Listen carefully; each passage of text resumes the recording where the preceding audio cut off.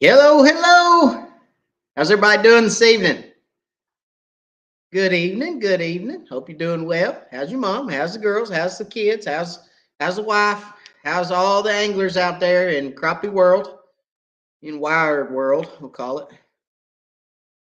Hope everybody's doing well. I'm excited about tonight's live, guys. We're going to talk about one of my favorite subjects, and that is the spawn. So we're going to give everybody a chance to get on tonight. I'm going to go through, as always. Drop me a hello when you get on. Let me know where you're from, where you're joining us from. Drop me a hello so I can say hello back. I always like to see where we're reaching out to, okay? So make sure you guys say hello. Get those fingers warmed up for those comments because I love comments. I love to answer questions for you guys. So bring it. Let's go. Get them fingers going. Hit that comment section. If you don't know where the comment section is, that's the thing that says post a comment. All right. So I always love to answer those questions for you guys. Please, please, please, if you have questions, ask. The only crazy or dumb question or stupid question is the one that's not asked. Okay. So if you have a question, we're all at different places in our crappie walk, if you will. And I like to answer questions, no matter how small you think they may be or how big you think they may be. I like to answer questions. So get them fingers warmed up. Let me know where you're from and get them questions ready because I know you guys are going to have some tonight. Okay, so we're going to talk about the crappie spawn. And I'm going to throw everybody for a loop tonight. I told you guys on the live earlier this week that I am going to throw you guys for a loop, and I'm going to do that. And what I mean by that is I am going to kind of take what I guess you read about the spawn, and I'm going to take a big old stick of dynamite, kind of blow that whole mindset out of the water for you here in just a minute, and everybody's gonna be like, "I don't know about that," but I promise you, the patterns hold true, and I'm gonna blow up that whole, I guess, mindset on crappie spawn and when they spawn, how they spawn, where they spawn, all that good stuff. So we're gonna blow that up here in a minute, but we'll get to that in a minute. Um, Got a funny story to tell you guys tonight. As we get into tonight, I've got a funny story from this morning that I'm going to tell you guys that I am still freaked out about. Or not freaked out, but I'm still paranoid about. So I'll tell you guys that story here in just a minute. But first and foremost, it's Barney night tonight. As you see, we got the purple rolling down here to the screen. I try to switch up them colors every once in a while, and we're rolling with purple tonight. Okay, purple is a great jig choice. I don't care where you at, who you are. Purple and chartreuse is one of my favorite jigs. So we're rolling the purple, the Barney purple, as a matter of fact. So we're rolling Barney purple tonight. And sorry if you don't like the Barney purple. I like the Barney purple. We're rolling with it. We're rolling with it. It's different. All right. So don't hate on me for the Barney purple rolling at the bottom of the screen. Discount codes, as always, for you guys to save yourself some money. CrappieCove.com. Discount code WIRED 10%. You got the fishing specialties poll for your live scopes, 10% off of fishing specialties with the code WIRED. And then, as always, my favorite mount, the stowaway mount, stowawaymounts.com, 10% off code WIRED there as well. And 15% off, okay? 15% off at boneheadtackle.com with the code Crappie2022. Crappie2022 right there. Okay. So in the Barney purple is where you guys can save some money. Maybe we should make it money green because it saves you guys some green. All right. So they use those discount codes. That's for you guys to take advantage of. Let's say some hellos real quick while we're getting started and we're waiting on some people to get on. Jimmy Pratt. Hello, hello. Heidi Clark. What's going on, Heidi? Got hi, Matt. How are you, Laura, and the boys from Idaho? I went back last week to see Branson. He is so cute. Thank you very much. He is a mess already. That's a funny story. I called my wife today. I was talking to her. I was at work, called and checked on the kids, and he's just in the background waylaying, just a screaming. I said, "What's wrong with him?" And she said, "Nothing. He's just talking." I was like, "That's talking?" He's like, I mean, he wasn't crying, but he was just yelling, screaming, talking. It's pretty funny. I was like, "What's wrong with that kid?" She's like, "Nothing. He's just talking." Okay. So anyway, he's getting bigger, growing by the day. He's going to be saying "dada." He's going to be. I think his first word should be crappie. If you guys can figure out how to make that one work, that would be great. Misty Martin from Crappie Cove. What's going on? Misty Martin in the house from Crappie Cove, guys. So if you guys have been to Crappie Cove, called Crappie Cove, asked any questions at Crappie Cove, Misty is probably the one that has answered those questions for you. She is in the house tonight. Misty and I have been talking a lot lately, and the reason we've been talking a lot lately is because the Crappie Cove ACC Big Fish or Big Crappie Bash is coming up April the 9th on Watts Bar Lake. It is $1,250 per hour, guys, that's going to pay out. It's a $150 entry fee per boat, okay, 2 anglers per boat, and it is going to pay out a big fish every hour. You don't have to weigh in every hour, but you can weigh in every hour. You can weigh a big fish every hour. If your fish wins big fish that hour, you win $1,250. All right. You don't have to be fishing with an ACC crappie stick, but if you are, you get the $250 bonus per hour. If you are not fishing with an ACC crappie stick, then the payout per hour is $1,000 per hour. Still, $1,000 for one bite, one fish. You got to reel one fish in and take it to the scale, and you can win $1,000 or $1,250. And then the biggest fish for that tournament is $2,500. Okay. On top of your hourly payout of $1,250 or $1,000. So you're winning, if you have the big fish for the day, you're winning somewhere between $3,500 and $3,750. That is incredible for a crappie tournament. I'm telling you right now. Okay, for one fish. One. So if you want to register for that crappie tournament, there's going to be a lot of really cool people there. There's going to be Misty's going to be there. Joel Nash is going to be there. The Joel Nash is going to be there. I say that because I saw him comment a second ago. The Joel Nash is going to be in the house. I'll be there, obviously. Davis from Flopping Crappie will be there. Chris from Sleep at the Reel will be there. Andy with ACC will be there. Blake will be there. So a lot of cool people to meet and a really, really cool crappie tournament to fish. So April the 9th, Watts Bar Lake. Register at crappiecove.com. And it is going to be a blast. There is a dinner, there's a dinner Friday night at Terrace View Marina on Watts Bar Lake. We will be feeding everybody barbecue. So the dinner is free of charge. If you enter the tournament, the dinner's free of charge. If you don't enter the tournament, don't show up to eat because you're not in a tournament. So it's just tournament goers only. But yep, Friday night, dinner, and then Saturday tournament. So it's going to be a really, really, really cool deal. It's going to be a lot of fun. Okay, so if you're not registered for that tournament, listen to me. If you're going to fish the ACC tournament and you're not registered for that tournament, guys, you need to register. Why do I say you need to register? 2 reasons. 1, we got to contact everybody, get you the rules, get you everything for the tournament, walk you through how the tournament's going to run. That way you're up to speed. 2, when we leave out of there that morning, okay, we're leaving out of there by registration number. So if you're boat number 1, guess what? You're going out first. You get first dibs. If you wait till the last minute and register in your boat 150, you're sitting at the ramp quite a while waiting to go out. So get registered now. Don't wait till the last minute. Guys, I know there's a lot of people that wait till the last minute to see if it's going to rain, sunshine, blow, wind, blah, blah, blah. I'm telling you right now, get registered now so that we know you're coming, so that we can get you in line to get you out of that ramp quicker. Okay? So get registered now. A lot of boats, and it's going to be a blast. It's going to be an absolute blast of a tournament. So get registered, crappiecove.com, or you can call Crappie Cove in Maryville, Tennessee, and they can register you on the phone. Everyone you want to do. Okay. So let's see. David Smith, what up from Crossville? Mike Morrison, hello, hello.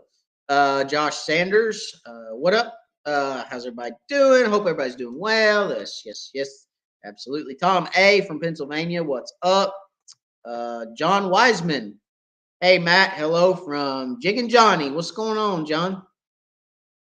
Johnny Coots. Hello, everyone from Ringgold, Georgia. Scary Barry from Lexington. What's going on? James Wankel. Crappie Kev. Hello, hello. Ashley Coffee. What's going on? Good evening. Steven, what's going on from Holly Springs, North Carolina? Dave D from Lake Hartwell, what's up? Dave, you need to drive up here and fish Watts Bar. Dave, you got to come off of Lake Hartwell, South Carolina, and you need to drive over here and fish Watts Bar. It's only about 3 hours for you. So I think it's about three and a half, maybe 3.5, 3.5 hours. The Watts Bar. That would be a fun tournament, Dave, for you to fish. No doubt. No doubt. So look into that, Dave. You may want to fish that tournament. Big Kid from Missouri, what's going on? Chris Jackson from Mayfield, Kentucky, what's up? Todd Pell from Cherokee Lake, hello, hello. Lance from Cherryville, North Carolina, what's going on? Rick's Ramblings, hello, hello. When you headed to Grenada or Arcabutla? Good question. Probably when my kids get old enough that I don't have 3 kids in the house. It's hard for me to get away, man. It really is. I am fishing the Dale Hollow Invitational later this year, and that's going to be a tough one on me and my wife because the kids are going to be in school, and I'm going to be over there for like a week probably. So yeah, I don't know how that's going to fly. Wonder if my wife knows I'll be gone a week. If she's watching this, she's going to be like, "What? A week? You ain't leaving for a week?" So I may get 3 days over there, maybe 4. We'll see. Well, the tournament's 3 days, so I know I'll get at least 3, but we'll see. It's going to be interesting to see how that one rolls. So anyway, hey, it's tough to get away with with 3 kids and a wife and a full-time job and wired and everything else going on. It's hard to get away and just make trips like that. So, I don't know. We'll see. Maybe a weekend trip somewhere along the way, but right now I'm trying not to plan too many trips because I already have a bunch going on here. But who knows? Who knows? Maybe we'll get a wild hair and just decide to go one of these days. But hey, Grenada is full of big fish. I mean, I'm not mounting one until I catch a 3-pounder. I have not boated a 3-pounder yet, but I feel confident I could go to Grenada and boat a 3-pounder, especially with LiveScope and open water fishing. I mean, look at how many 3-pounders they had down there. But I feel like I could go down there for at least 2 or 3 days and catch one, but who knows? I mean, I may go down and catch nothing. You never know. But I'm pretty confident I could catch fish and maybe a big one down there. But I don't know. I'd like my first 3+ to be from one of my home lakes, and I'm doing everything I can to put one in the boat. But they're like hen's teeth around here. They're kind of hard to find. So we'll see. We'll see what happens. But I don't know.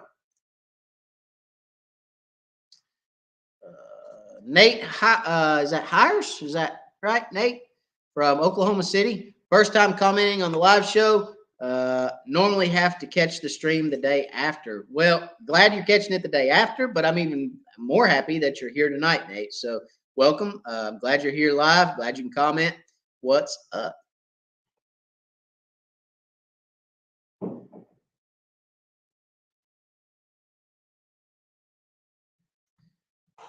Joel Nash, what up, Mr. Zenas and everyone? What's going on, Joel?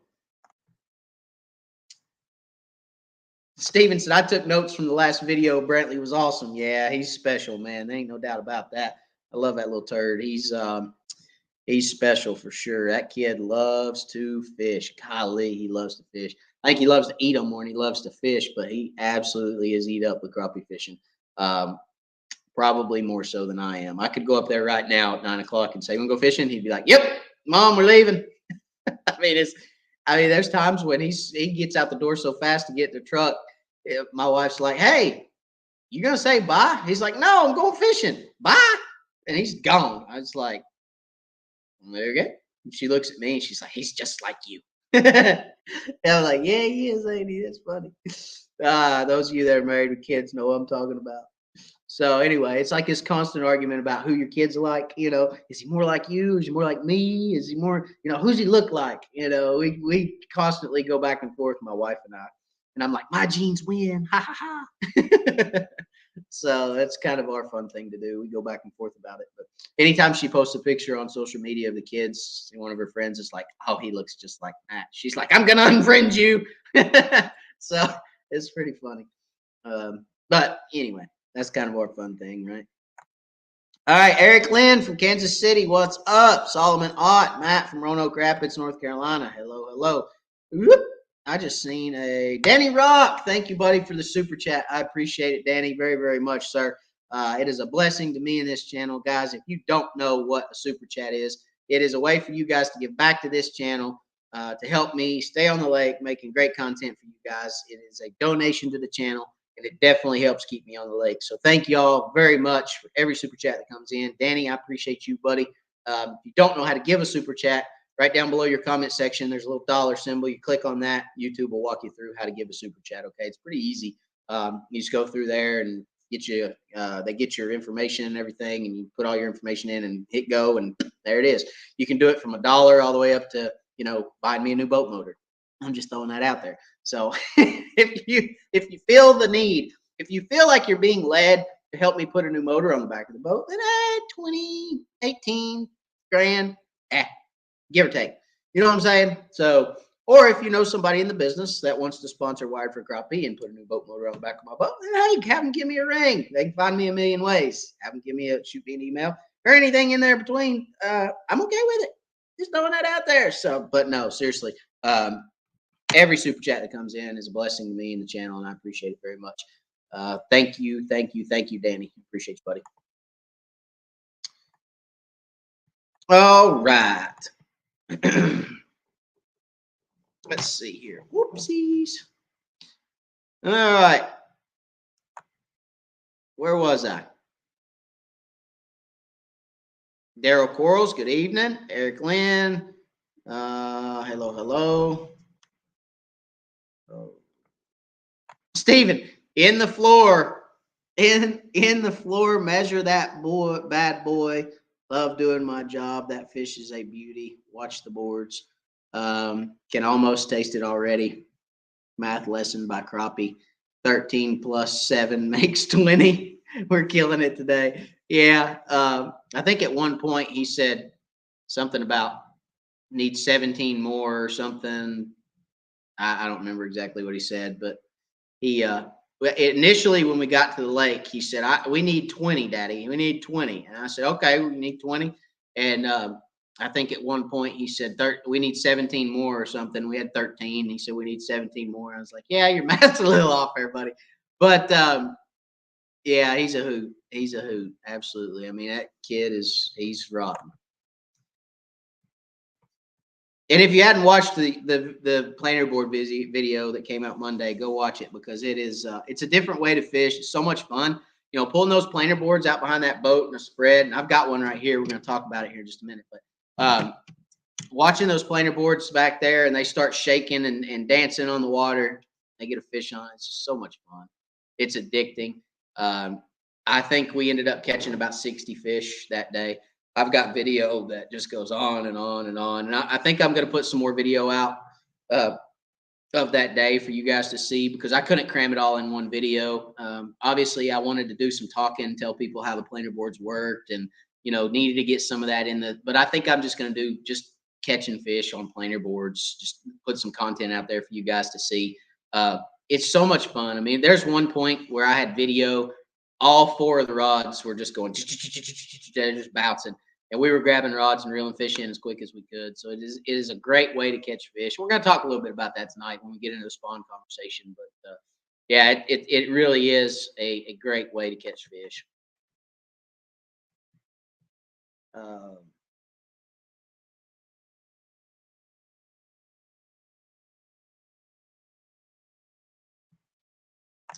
Jeffrey Smith. Hello, Matt and the Wired family from Rogersville, Tennessee. Where is a good place on Cherokee for the spawn? Please don't say Poor Valley Creek. Everybody fishes Poor Valley, and Poor Valley is a good area for spawn. I'm not going to tell you that, but well, I just did. But that's not the only place, okay?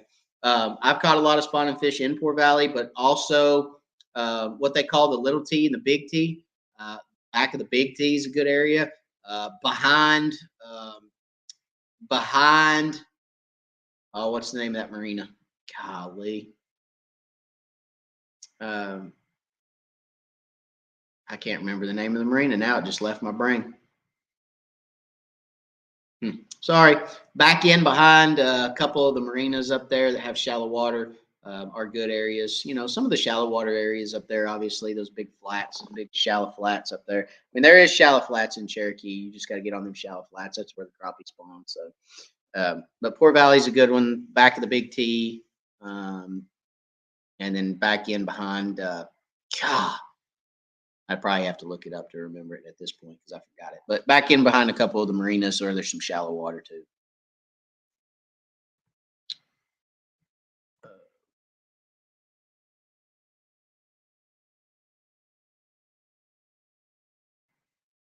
Mike, when is the next expert seminar at Crappie Cove? You know, I did 4 seminars this past year at Crappie Cove, and we were hoping that those seminars would take off a little bit better than they did.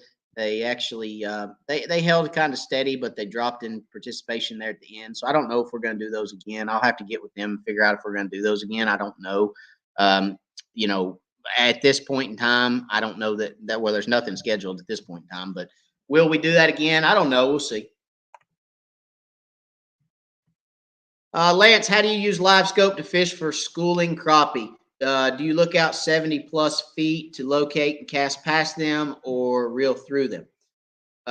So the way I fish for schools of crappie with LiveScope is I generally look at about 60 feet is where I try to stay. And then I locate those fish as they get on the screen.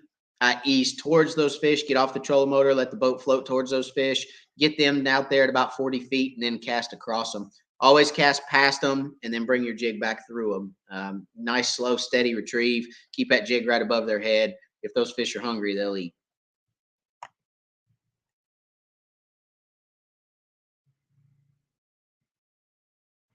Joe Nash, register online. Will they send a confirmation number or something? Don't know that they're going to send a confirmation number, Joel. When you check in at the tournament that morning, um, actually, first of all, you'll be contacted by somebody from the tournament before the tournament to discuss everything with the tournament. Okay, so you'll get a phone call or an email that you will need to respond to discuss everything for the tournament. And then when you show up the morning of the tournament to registration, you will get your boat number at registration. Okay. Oop, oop, oop. There we go.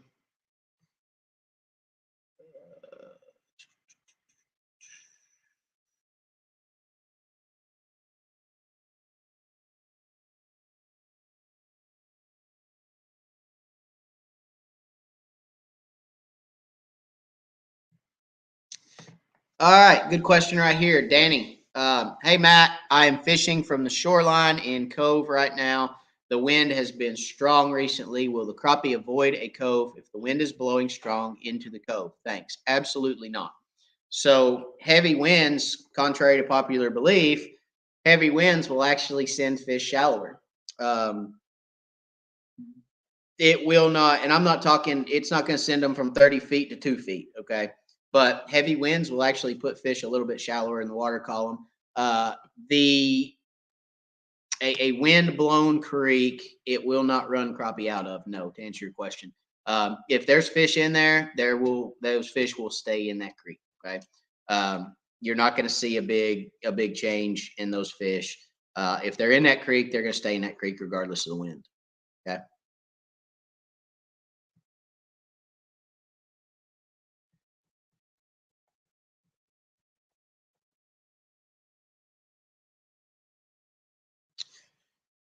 Joel, if you want to know where you're at, I can tell you because I got it right here. Joel, you are number 20. Yep. Joel, you're number 20. So, Daryl, I seen that. I seen that. I just caught my personal best at 3.06 on the chick last weekend for sure. Once in a lifetime fish here in East Tennessee, no doubt. So I seen your post. Congratulations on your personal best, buddy. Lance, 4.99. Thank you for the super chat, buddy. I appreciate it, Lance, very much. Again, it's a blessing to the channel, a blessing to me, and I appreciate each and every one of those that comes in. So thank you, buddy. I appreciate you very, very much.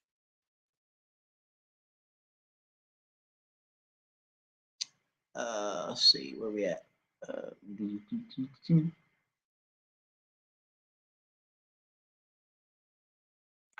LaRue, what's up, LaRue? Hey, everyone, nice sticker in the background there. Yeah, I told you I was going to put it up.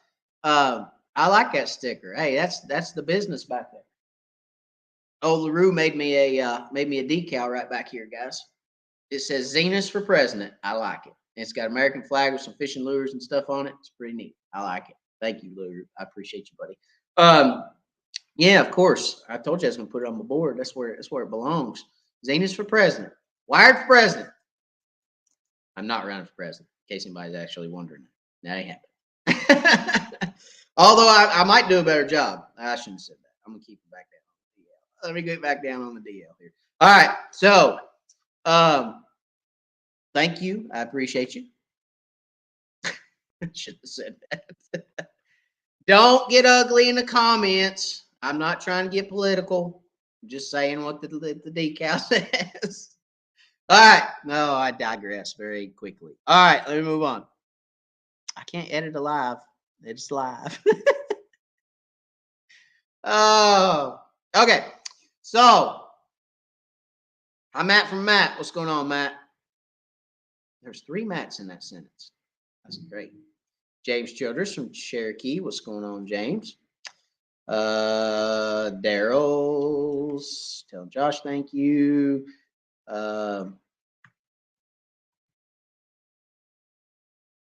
White crappie don't spawn till water gets 64 degrees. That's what my teacher taught me. All right, this is it. This is where we're getting into it. Cease the press. Stop everything. Don't roll that beautiful bean footage. We are going to throw everyone for a loop right here, okay? And if you're talking about your teacher being me, then I taught you wrong. I don't know. Anyway, everyone always reads and sees black crappie spawn 64 to 68, right? White crappie spawn 68 to 72. Okay? That's if you Google when do black crappie spawn, it's going to tell you 68. I'm sorry. Black crappie spawn, it's going to tell you 64 to 68. You can Google it right now. Be my guest. 64 to 68. If you Google white crappie spawn, it's going to tell you 68, 72. Black crappie spawn first, white crappie spawn second. That's just the way they are. Don't ask me why. That's just how God made them. Okay? So, I'm going to knock that in the head. Y'all ready? Y'all ready for this?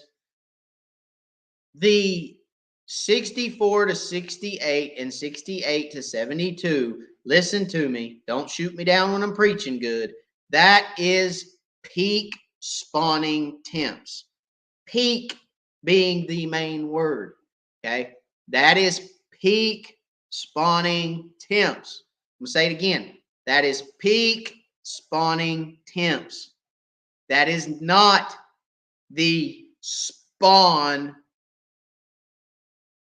as a whole. That is peak spawning temps. Okay. When that water gets above 50, you should always, always, always, always, always, always, always, always. It's not paused. I'm just saying always a whole heck of a lot. Look shallow. Okay. Reason being is because when that water temp hits 50, those fish start coming out of their winter pattern and they start thinking about spawn. At that point in time, they're egging, they're putting on weight. The females are moving up. The males are moving before the females. The males move up first, prepare the bed. Then the females come in, lay eggs, and they're out. Now listen to me. What triggers the spawn? Yes, water temps, but that's not it alone, okay? What also triggers the spawn, more so if you guys have a girlfriend, a wife, or know anyone in the medical field, ask them women why a maternity ward, when the maternity ward sees the most births in a hospital, they're going to tell you full moon. Full moon. Fish are the same way as people. When a full moon rolls around, it triggers a wave of spawning fish. Okay.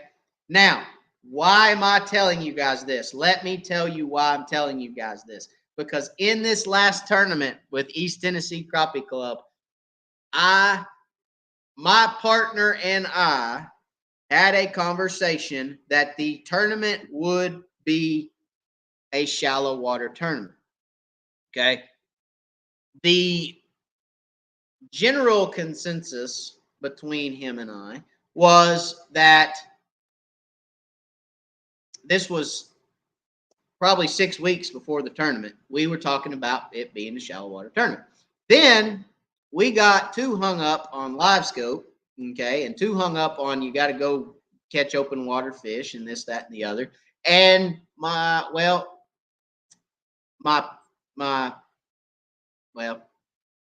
I don't want to dime anybody out here.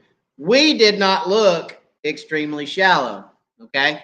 So we went, fished the tournament. We did not have the right pattern.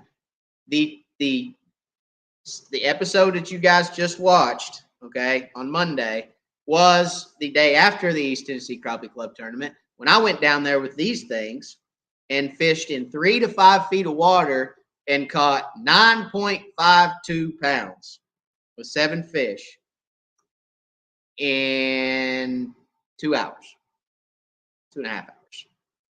Okay. The thing about these boards, yeah, well, we'll get into those in a minute. Let's stay on this topic. The water temperature down there was 54. Okay. But one thing about that shallow water is it was a mud bottom. Mud bottom warms faster. Okay. It was a little dingy in that shallow water, and dingier water warms faster. So the sun penetrating that shallow water was warming that water up quicker. And the week of the tournament, we had a full moon. Okay. The week of the tournament, there was a full moon. That full moon sent all those fish shallow. All right. Were those fish spawning? Matt, were those fish spawning? Yes, those fish were spawning. Why are they spawning in that water temp? I've said this before. I'll say it again. Not all your fish going to spawn 64 to 72 degrees. It's not going to happen. It's not going to be our idea of a perfect water temperature, perfect spawn is so skewed. Okay. It's so one-dimensional. You cannot be one-dimensional in your idea of the spawn. You have to think all the time, especially this time of year. You have to consider shallow spawning fish, especially when those full moons come through. When you see those full moons, okay, look at your calendar and mark them days. When you see full moons coming, you better hit shallow water. Okay, because those full moons are going to send fish into a spawning pattern. It's going to happen. Doesn't matter. It's biological. It's gravitational. Whatever you want to call it. Some people may even say it's the light from the moon. Fine, whatever that is. Okay, whatever you believe, whether it's the light at night, the lengthening of the days. Okay. Everybody knows this time of year, the days get longer, right? It's biological in those fish. They feel it. They know it. They're spawning. That's just the nature of crappie. Every crappie in the lake can't spawn when it hits 64 degrees. It's mathematically impossible. There's not enough beds in the lake. There's not enough area in the lake for beds that they can set up and spawn for every single crappie to spawn when the water hits 64. Ain't happening, guys. You got to keep an open mindset. 52-degree water, that warm to 54, but 52 to 54 degrees, 3 to 5 feet of water on planer boards. It's on the video. You guys seen it. It just dropped Monday. That was Sunday. That was the day before. That was the day after the East Tennessee Crappie Club tournament. Okay. Robert Johnson, thank you for the super chat. You're very welcome. I'm glad to help you. I'm glad to be here. I'm glad to kind of open everybody's mind a little bit on spawn, because spawn isn't just between 64 and 72. And let's talk about the other end of the spectrum a minute. I've caught spawning fish in June. All right. It's all about your lake. It's all about the water clarities, the depths, the temperatures, the not just the surface temps, but what depth are those fish spawning in? Are those fish spawning on your lake in 2 foot of water? Are they spawning on your lake in 8 foot of water? They're spawning in 10, 12. Where are they spawning? Where are those fish spawning at? What depth? When does that depth of water, when does that layer of lake get to the right temperature? Okay. There's a lot of lakes here in East Tennessee. Loudon. Loudon gets all the runoff from Knoxville. It gets a lot of runoff out of Knoxville. That lake warms up quicker. Cherokee, Tellico, those lakes, all the runoff that hits those lakes is coming out of where? The mountains. It's cold. All right. That water stays colder longer. Watts Bar, you got the Tennessee River running right down it. It stays cooler. You got Clinch water coming in from the Clinch that stays cold.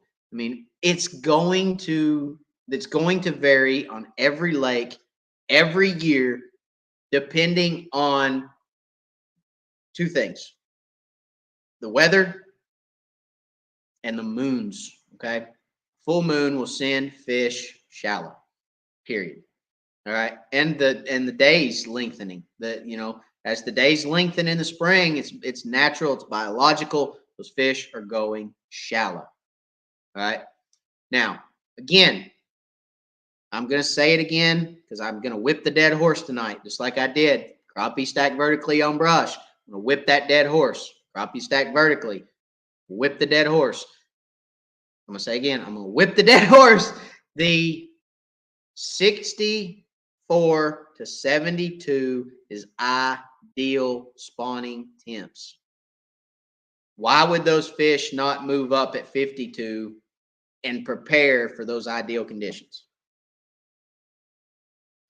Fish can move up and stage and not spawn. Okay? So keep that in mind. Always, always, always, starting in March, check shallow. Always.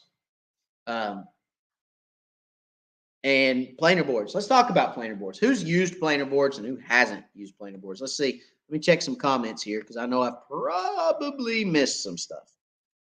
The back, behind Fall Creek Marina. Thank you, Ashley. That's the marina I was looking for on Cherokee, Fall Creek. Back in behind that is some shallow water too.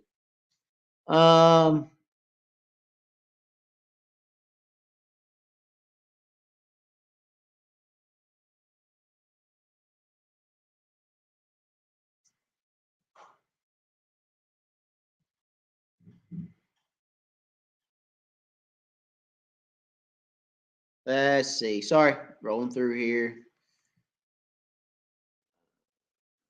James, thank you very much. I appreciate you being here as well, James. Dakota, they spawning on the bar, and if not, how long do you think till they will be? Again, look, all the fish in the lake can't spawn at the same time. They can't. It's not possible. So again, are they spawning on the bar? I would say yes. How long do I think they will be? I've caught spawning fish on Watts Bar in June. Okay, I'm telling you, there's always, always, always fish shallow this time of year. It's just where are those bigger females at in that spawning stage. This past weekend on Tellico, the bigger fish were, I'm telling you, the bigger fish were shallow. They were in 3 to 5 feet of water. Saturday we fished, we caught probably 60 or 70 fish. we probably had 20 keepers, something along there, 25 keepers out of those 75 fish that we caught. So a 1-to-3 ratio probably. And went back Sunday, pulled boards in shallow water, caught 50, 60, and only had 3 short fish. Okay. So there you go. It's different, right? It's obvious to me that the bigger fish were shallow. Now we missed that pattern, and that's fine. You can't always get it right. You're not always going to win every tournament. You're not always going to get your patterns right. You're going to miss things, but it shows like this one that help keep anglers' mind open. A lot of times we hear this spawn thing, and we get like that 64 to 72 in our mind. We get out there and we look at this depth finder and we go, oh, it's 60. Nah, ain't gonna be shallow. Let's go look in deep brush. Let's go look in the creek channels. Let's go look on ledges. Let's go look under docks. Let's go, and it's like, wait a minute, what? It's 60 degrees. Back there in 3 feet, it may be 65. Let's go. Let's go back there right now. Let's go. So keep an open mind this time of year. Like I said, 1st of March, always, always, always look shallow. Okay. Now, if you look shallow and they're not there, sure, go to that brush, go to those creek channels, go to those staging areas, go to those, areas that those fish are going to sit and wait for it to get right. Absolutely. But always look shallow too. Okay.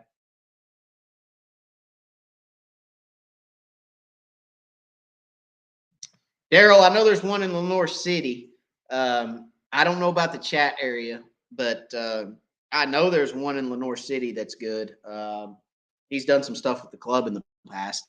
God, I can't remember his name, but you can Google Lenore City taxidermist. He's the only one in Lenore City, so you may want to check there.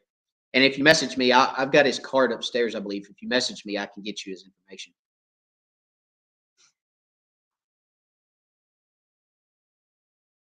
James, LiveScope is changing the game, man. I love this. Yeah, I mean, look, I'm not going to say I don't love it because I do. I love LiveScope, but I think as it changes the game, I think it actually. I got another notification on my connection. You guys see me, hear me good, please? Um, so yeah, I think that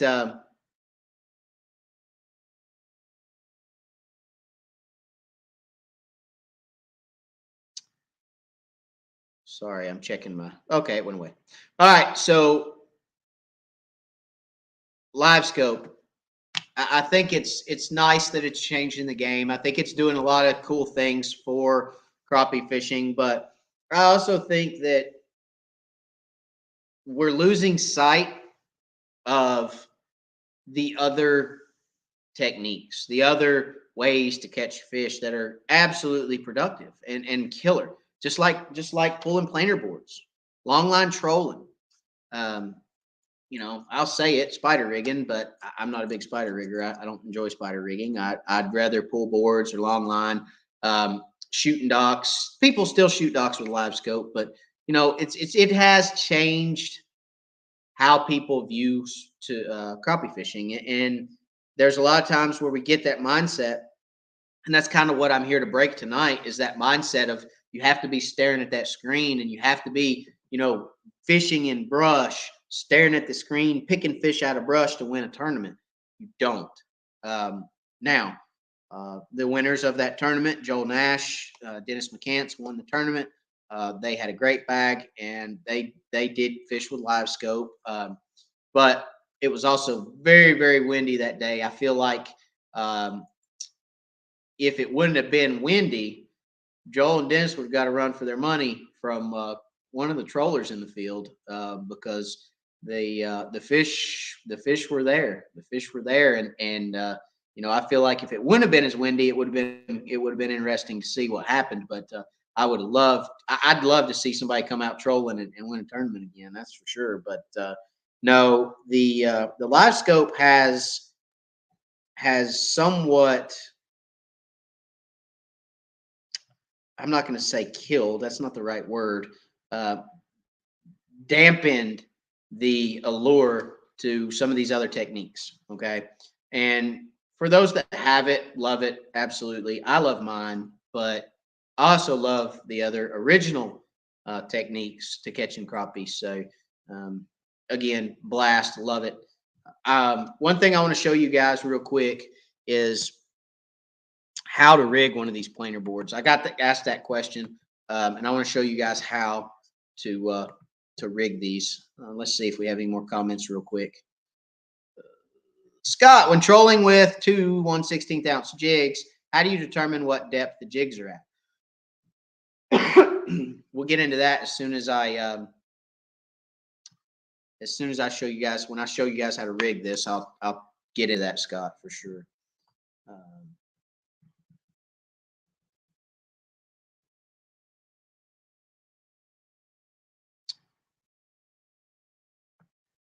Joel says something, especially with a full moon. What do you mean, Joel? Did I miss a comment? I probably missed one of your comments. Let's see.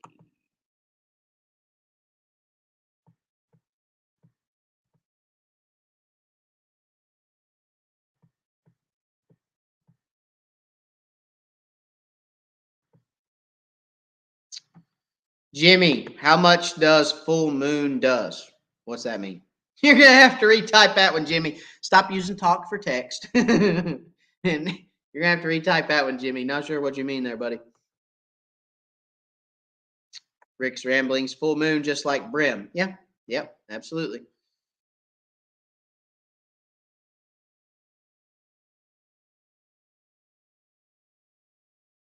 Let's see.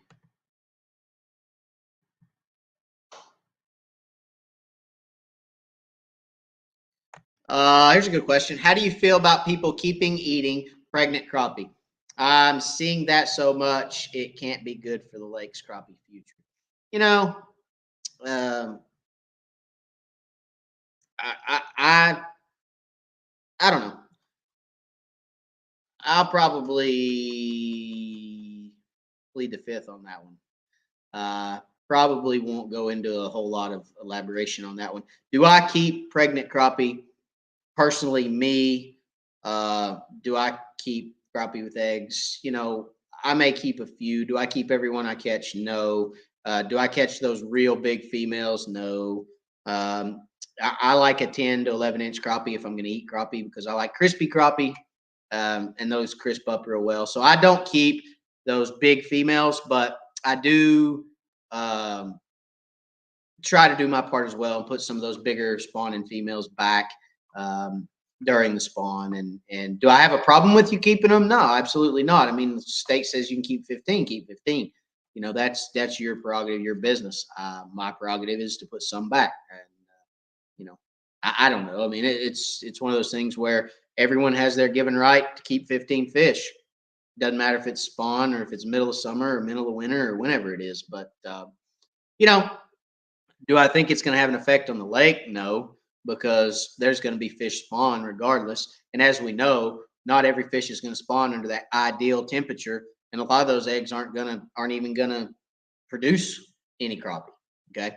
In Tennessee, in East Tennessee, they're going to raise the lake and drop the lake so much that a lot of those eggs are going to get killed anyway. So a lot of those beds will be on the bank in 3 weeks. That's just how it is in East Tennessee because TVA drops the lakes and they flood them and drop them.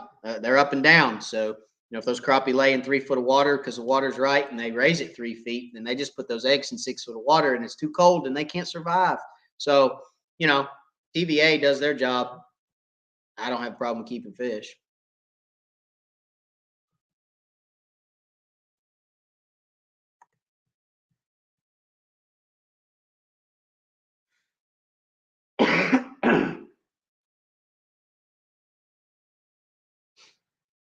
Danny Rock, very good question. Very good question. So, what kind of bottom do they bed on? Sand, gravel, mud, rocky? Do they make a bed like brim do? So, it's a little different for each species. Okay, black crappie like they like some kind of bottom content. They like grass. Okay, they like to spawn in grass. That's why black crappie and chick are doing so well, because black crappie like to spawn in grass. They do bed. Okay, they do create a bed. Like I said, the males move up, fan beds. Okay, and the females come in, lay, and the males stay there to protect the fry. So to answer that question, yes, but black crappie like grass, white crappie like wood. Okay, they like structure. They like to spawn around wood. So again, black crappie grass, white crappie wood.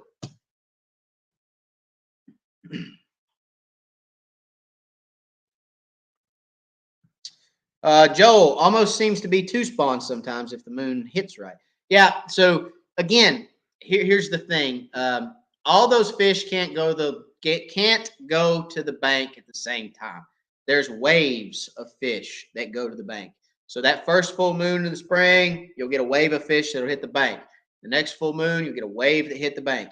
And then in between, if that water gets right, you'll have waves of fish that'll move up then too. So what I would say is those full moons are going to put the fish in shallow water.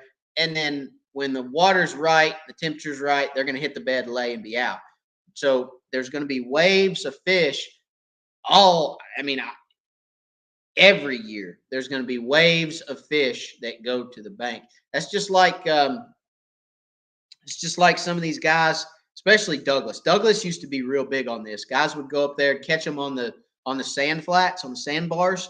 They would go up there and throw a floating fly 2 foot deep and wear them out, like on a Saturday. Then the next week they'd go up there and nothing. Fish are gone. Well, we caught a limit in an hour and a half last weekend, and now they're gone. And then their buddies go the next weekend. We caught a limit in an hour and a half on that bar, and they're like, well, where were they last weekend? That's different waves of fish that are hitting the bank. Okay, because all fish can't go to the bank at the same time. They cannot. It's mathematically impossible in our lakes in East Tennessee for sure. So there's going to be waves that hit that bank, and there is going to be what would appear to be multiple spawns for sure. Absolutely. Jimmy, do you think running floodgates wide open for 3 weeks helped it happen sooner? No, I don't think the floodgates had anything to do with it. I do not believe that the current had anything to do with spawn itself. The spawn, look, the spawn really didn't happen sooner. I mean, in East Tennessee, March, you can always catch spawning fish in March. Always.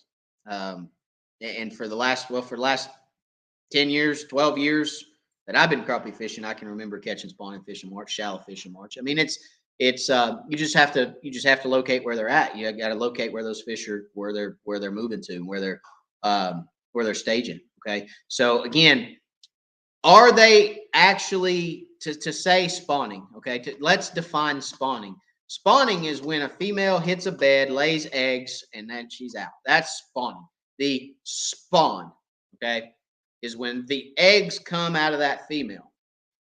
But those fish will hit 3 to 5 feet of water even before that ideal spawn happens. Okay, they're going to be there ready. So again, when you read Google and it says black crappie spawn 64 to 68, and you read Google and it says white crappie spawn 68 to 72, that may be the ideal temperature for them to actually go in there and say, drop them eggs, but it's not going to be the entire process of the spawn. Okay. So keep that in mind.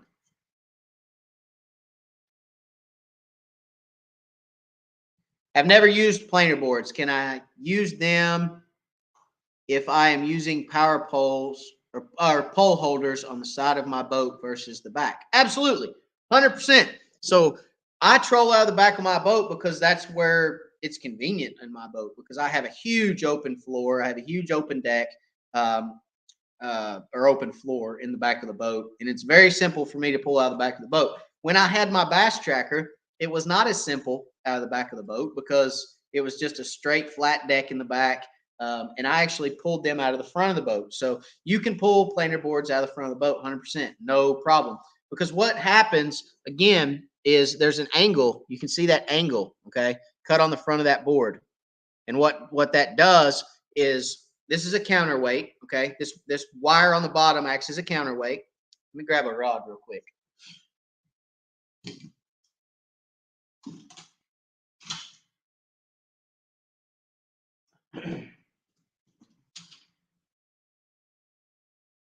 Okay, so I'm gonna do this without breaking a rod. All right, so when you put this, Barry, I'm gonna get rid of your comment. Okay, so when you put the line on this planer board, okay, this weight is bent to one side.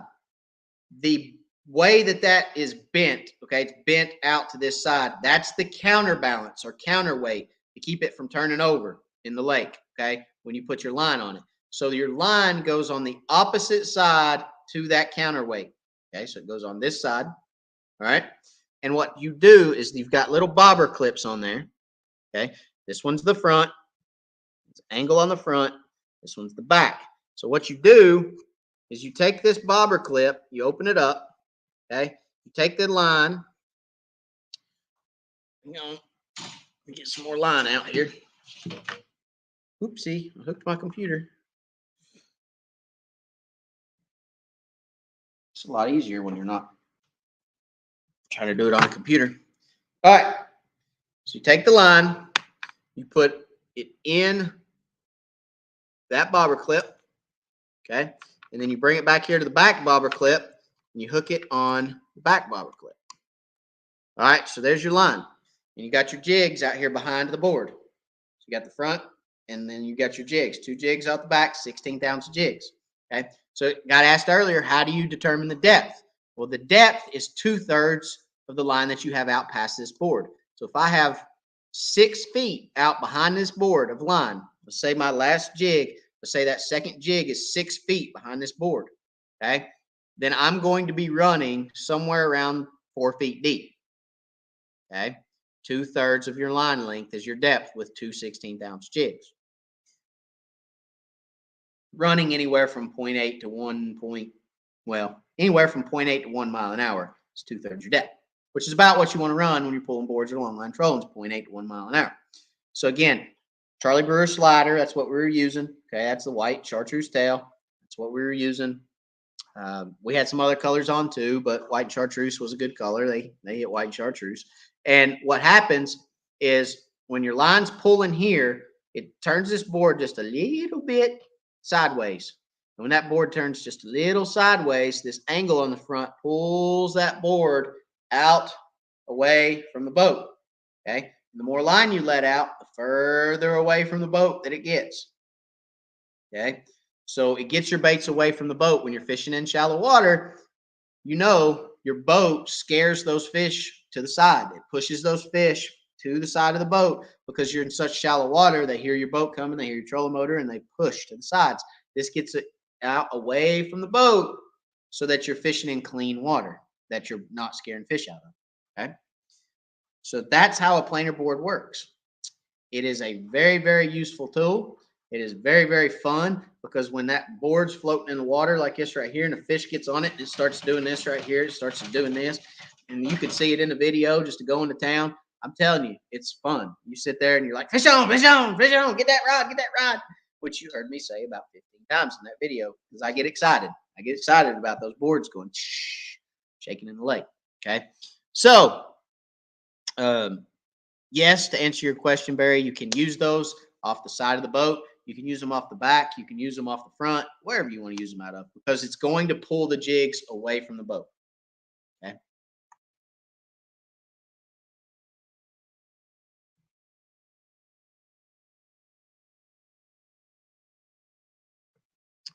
Both sides of the boat, 2 holders on front, 2 on rear. Each holds 2 poles. So yeah, you could run 4 rods. I mean, you could run them out of the front and the back. And you could run. I mean, I've run 8 rods with planer boards easy if you got enough manpower to man that many. Because look, when you get on them in shallow water, guys, with planer boards, it is absolutely chaos. It's absolute chaos. I mean, 2, 3, 4, 5, 6 rods going. I mean, when you go through a little school of them in shallow water and they're in that shallow water, they're there to spawn and feed, and they are going to annihilate anything that gets close to them. It is a absolute blast for sure. So there you go. I mean, like I said, planer boards are a great way to do it. You can long line troll in those situations. Floats, you can use floats. A lot of guys use floats out of the back of the boat. You can do the same thing with a float. It's just you're not fishing as clean a water because you're fishing directly behind your boat, but you can still catch fish because those fish will part and then come back to you. So if you let enough line out, you can long line troll this, and you can use a 1/32 ounce jig and pull them too. 1/64. You can do it long line, and you don't have to have planer boards. It's just a lot easier with planer boards. Okay. Do you use LiveScope for spawning stage since it doesn't work well in shallow water? If not, do you use bobber? How do you use planer boards in shallow water and not get hung up? Well, there you go. I showed you how you use planer boards in shallow water. The planer boards that when we fished Sunday, we actually only had about 3.5 to 4 foot of line out the back of the board.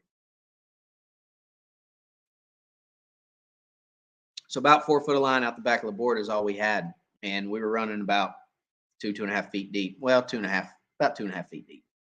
Okay. So, that's how you can control your depth with planer boards. Very easy because you're fishing, a leader basically off the back of the board. And some people say, does the board scare them? No, I swear to you, it doesn't scare them.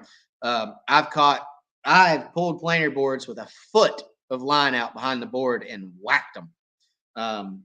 Just absolutely whacked them with one jig, 12 inches behind the board, and whacked them. I almost think the disturbance from the board gets them looking, and they see the jig and go, because I'm telling you, I've absolutely whacked them with a foot of line out behind those boards in shallow water.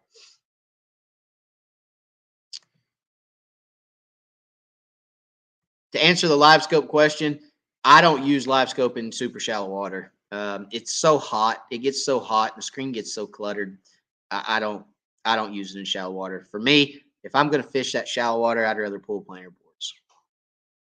For me, because it's funner. I enjoy it more.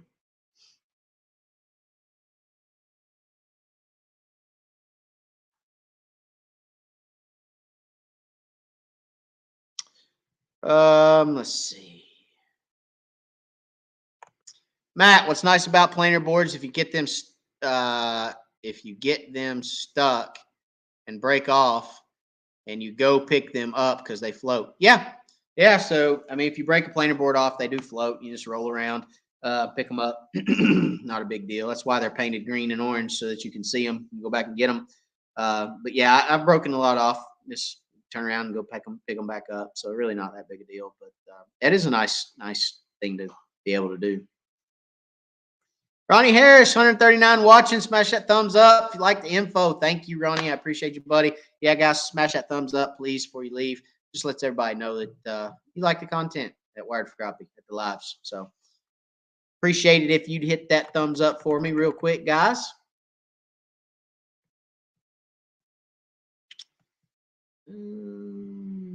Oh, good question here, Scott. How you finding them shallow side scan? So I did see them on my side scan. It's something I mentioned the other night to somebody I was talking to on the phone. I don't remember who it was, but anyway, I did see them on my side imaging.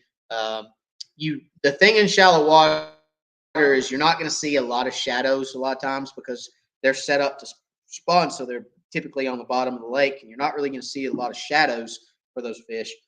You're going to see just the little grains of rice that are on the bottom. So you will see them. Now, if you roll right over them with down imaging, you might miss them, okay, because they are on the bottom. And so you may miss some of those that if you roll just right over top of them with, like, say, down imaging or something, because they're going to be your return is going to be so close to the bottom you might not catch it. But you can see the little grains on side imaging, and that tells you that they're there. So funny thing about it is where I found these fish at, it gradually gets shallower as you go back in this creek, right? And you go from about 15 foot to 12, and then from 12 to 10, and then from 10 to 7, and then from 7 to 5, and then from 5 to 3. And it's just this huge open flat. I hit 12 and it was desolate, not a fish anywhere. Desolate, just like desert, bottom, nothing. I hit 10, nothing. I hit 7, not a thing. Considered turning around. Hit 5, started seeing fish everywhere. Hit 3, nothing. So I was like, okay, well, I'm staying 5 to 3. So we stayed in 5 to 3 the whole time, just rolling circles. Bam, bam, bam, bam, bam, bam, bam, bam, bam, bam. I mean, fish like that, just off, just out of just crazy. Okay, so there is a little bit of I guess method behind the madness, right? But yes, to answer the question, I did see them on my side imaging.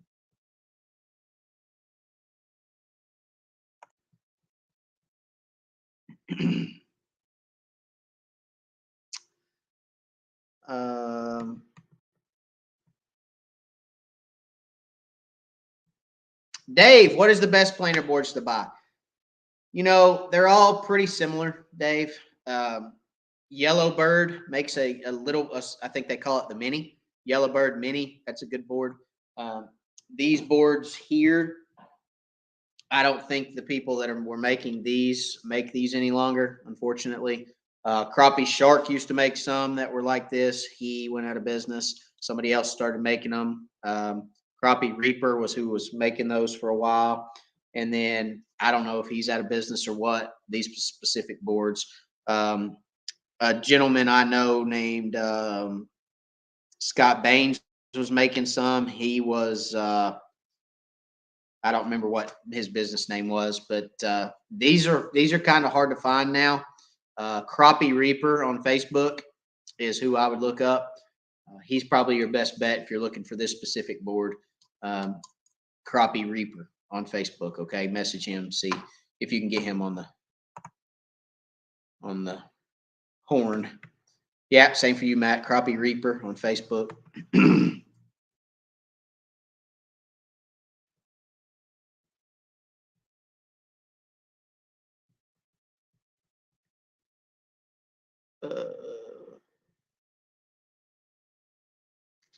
Crappie Kev, they say don't keep males because they're the ones protecting eggs. Yeah, I can see that. The females are coming up in there; they're just spawning and going back out. But without the females, the males don't have anything to do. So, double-edged sword. You do, you don't. Look, there's plenty of fish in the lake. They're going to spawn. Not all the fish are going to survive spawning anyway. So, not all females are going to have a bed to lay in. I mean, think about that for a minute. If you only have 100 males on this bank and 200 females go up there to lay, they're not all going to have a bed to lay in. So, there's a million different scenarios, guys, that the spawn could include. So,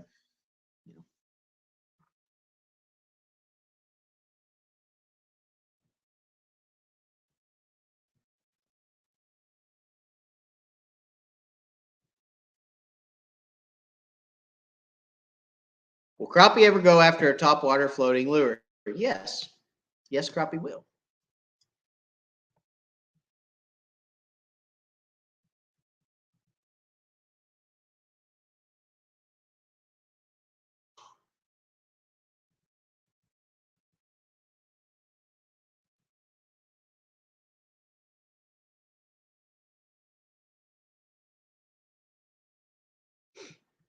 Todd Pell.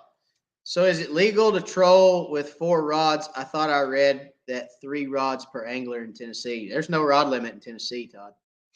Mm-mm. No, I don't know where you read that, but in Tennessee, there is no rod limit. No, you can troll with as many rods as you want to troll with.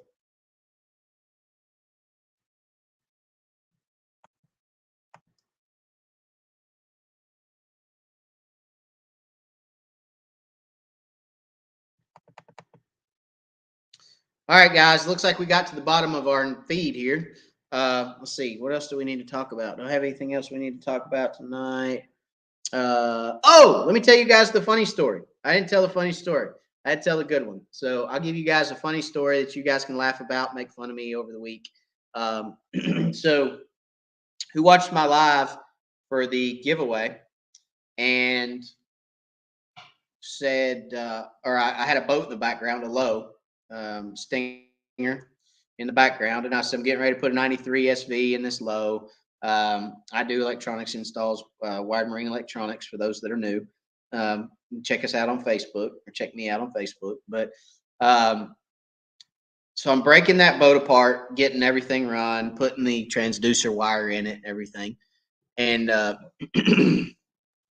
I started noticing a bunch of debris in the boat, and I didn't put two and two together.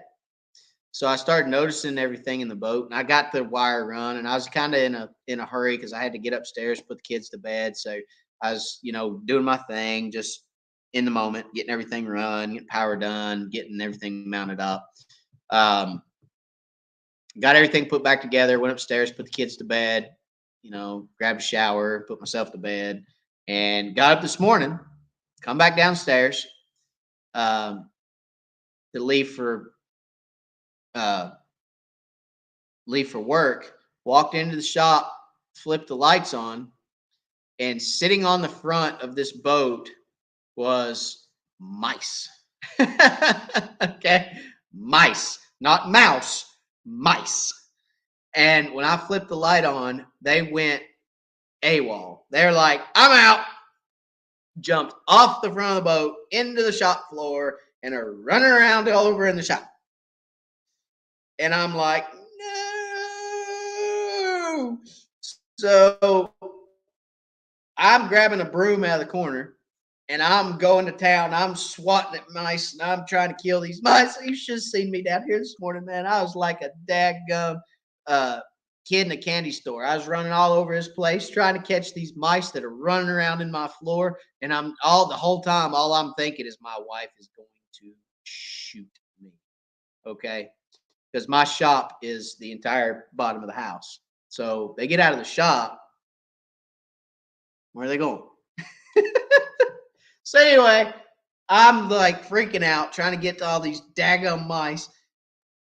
I actually got them cornered in one corner in front of the boat, and I had all of them corralled in this one corner. There was 3 mice, okay? There was 3. And I got them corralled in the front corner of the shop.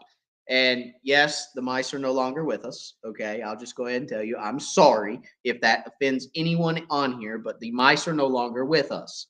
But now I'm paranoid. So I'm like, all right, that boat was in the house all night.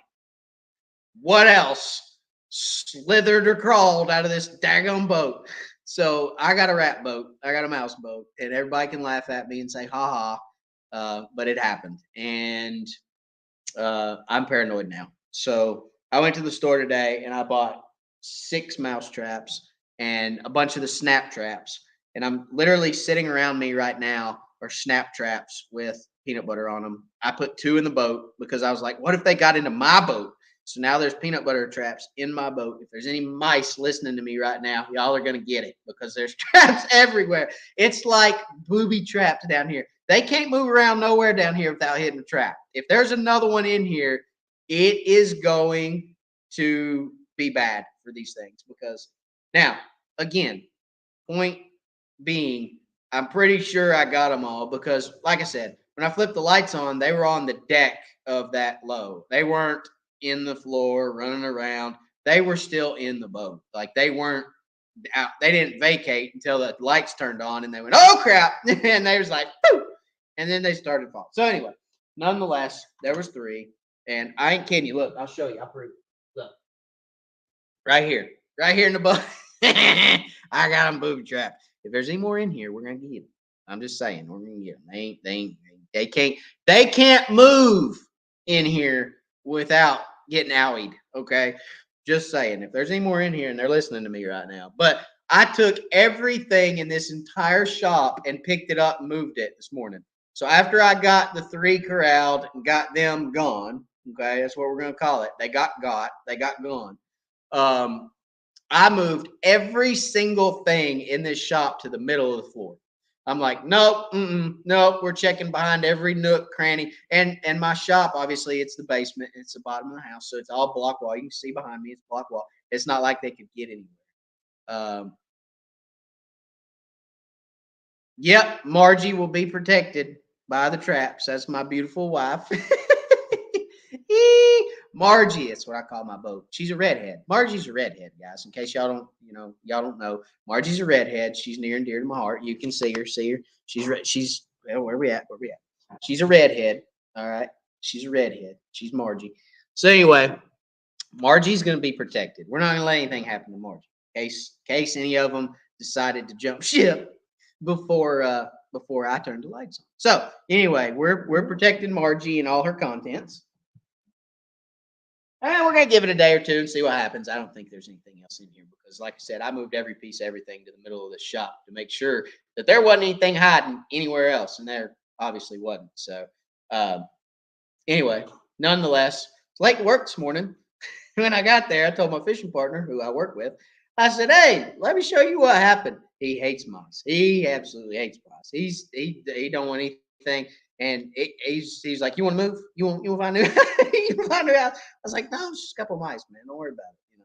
So anyway, it was pretty comical morning. I thought I'd tell you guys about that. If it comes down to it, um, if it comes down to it, I got gas in the lighter somewhere. Uh,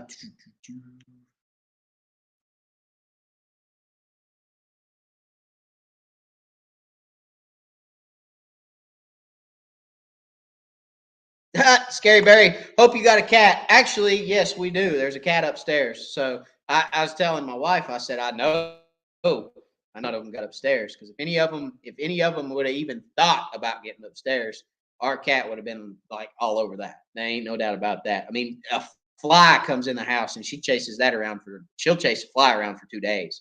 Now she'll eventually kill it, but no, there's definitely nothing in the house. There's no doubt about that. So oh God, don't say that. Wait till the snake that was going to eat the mice comes out. Andy, stop. Don't even go there. No way. Absolutely not. Because let me tell you something. There's only three kinds of snakes I'm afraid of. That's it. There's three kinds of snakes that I am absolutely, without a shadow of a doubt, afraid of. Three. Live ones, dead ones, and plastic ones. I don't want none of them. Okay, so no snakes. We're not going to talk about that. There better not be any snakes in here. If I find a snake in here, somebody's going to buy this place.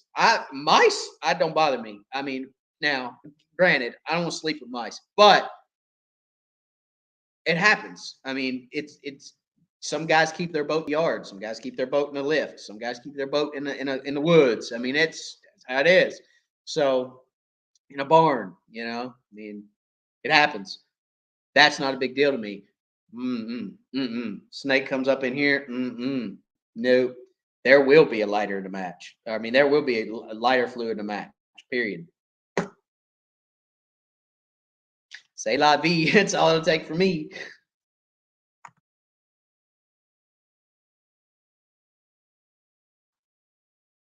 No doubt.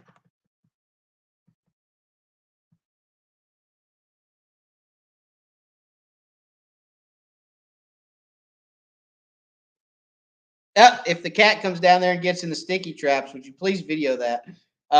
Actually, the cat does not. This is a cat free space. Okay, this down here is a cat free zone. Um, no, should come down here and all this. I don't want cat hair in Margie. Margie does not need cat hair in her. She needs to stay pristine and clean and nice and pretty. So no, we ain't doing all that. But yeah.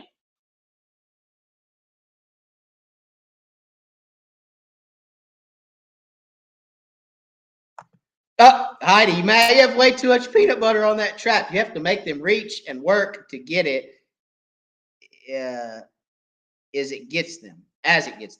Uh, so there's like little holes in there, and you stick it down in the holes. So I want to give them a little bit of a snack before I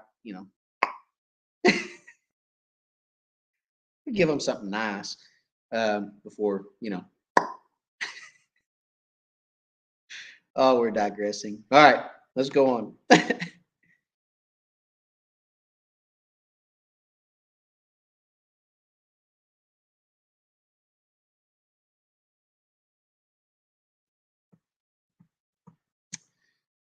Let's see.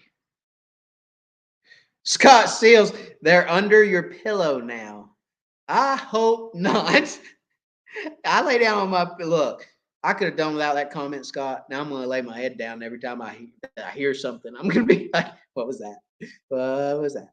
Scott said they're under the pillow. No, I hope not. I hope not. Yeah, Matt's not friendly with snakes. I ain't friendly with snakes. No, no, no, no, no.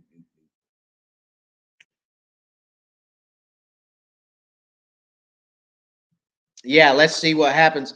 Let's see what happens when the wife finds them. No, the wife's not going to find any. So funny thing is, obviously I come downstairs. I was getting ready to leave for work, and my wife was taking our oldest son to school today, and so she left. She had to leave. Actually, I she had to leave about 20 minutes after me.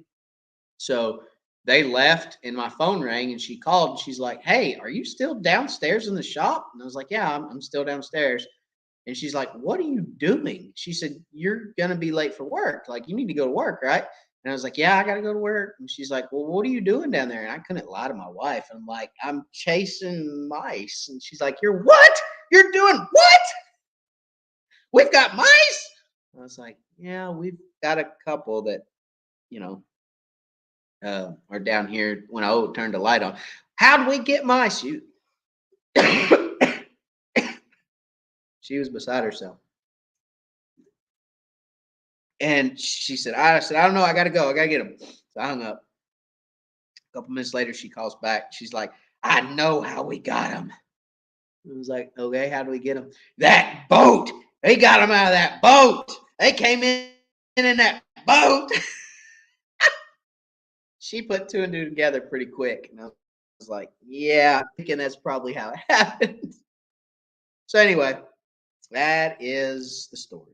That's my funny story. So Scott, they like closets, dark closets. Yeah, I do have a closet down here, and I checked the closet thoroughly. I checked the entire closet very thoroughly. There ain't anything in the closet. It's actually a storm shelter, is what it is. It's a storm closet for my wife. She wanted a storm closet, so we have a storm closet, and I did check that to make sure that there was no tag-alongs or anything that had gotten in there. So no, the answer to that is there was none. And again, it's all block and steel and brick and mortar and all that good stuff. So yeah, there's nothing down here. I mean, I'm pretty confident of that. So anyway, that's my funny story. And now you guys can laugh at me this week, okay? Do you prefer a 1/32 ounce or heavier 1/16 ounce for jig heads? I prefer the 1/16, but now if I'm live scoping and I'm fishing open water, I actually like an eighth. If I'm fishing open water, casting the fish, I like a 3/16 or a quarter. All right, guys. Oh gosh, Scary said one, or yeah, Barry said one ran up his pant leg. My dad kept telling me to get back before he went after it. Went in after it. That's funny. Um, Went up his pant leg and into the closet. That's funny.